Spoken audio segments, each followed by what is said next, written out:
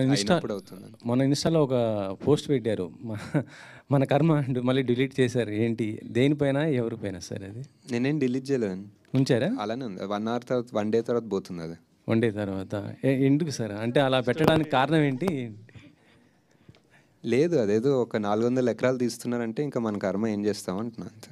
అంటే ఇది గవర్నమెంట్కి చేస్తున్నా అంటే దానిపైన మీరు ఏం చెప్పాలనుకున్నా చెప్పండి. ఆ 400 ఎకరాలు సేవ్ చేస్తే మీకే, మీ ఇష్టం, మీకు ఏదైనా చెప్తాను. అంటే గవర్నమెంట్ ఏదైనా కోర్టు కావాలంటే అది ఇస్తాను.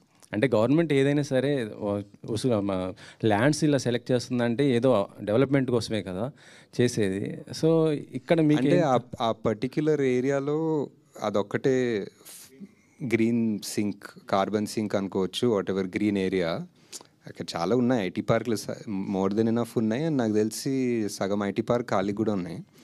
So I feel if you really want to develop something, maybe Tier 2 cities అనుకోవచ్చు. ఐ డోంట్ నో, నాకు తెలియదండి. నేను ఇప్పుడు పబ్లిక్ దాని గురించి ఎగ్జాక్ట్ డీటెయిల్స్ ఎలా చేయాలో నాకు తెలీదు. బట్ ఐ జస్ట్ థింక్ ఒక 400 ఎకరాల చెట్లు కొట్టకపోతే మంచిది అనిపిస్తుంది. నాగేశ్వర్ గారు సార్, ఇక్కడ